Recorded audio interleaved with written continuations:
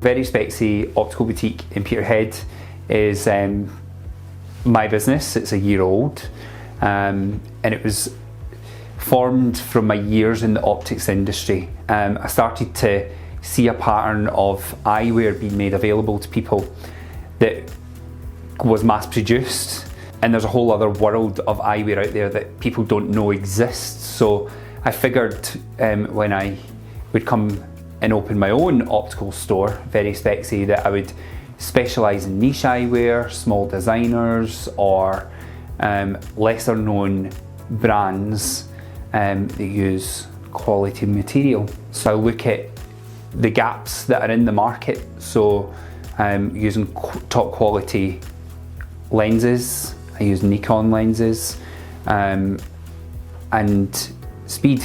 So I look at the time that it takes to get your glasses.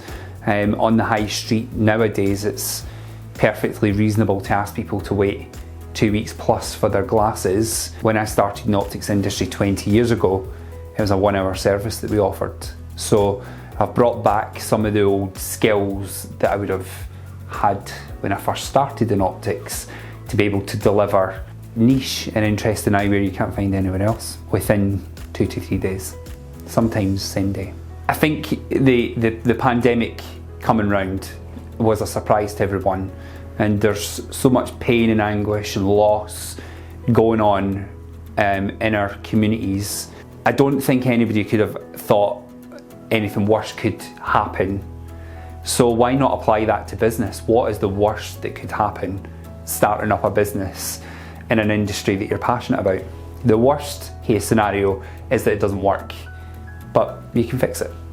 I've got long-standing relationships with some of these suppliers, so being able to negotiate good terms with suppliers, negotiate the best price with suppliers, negotiating good rental prices during a pandemic.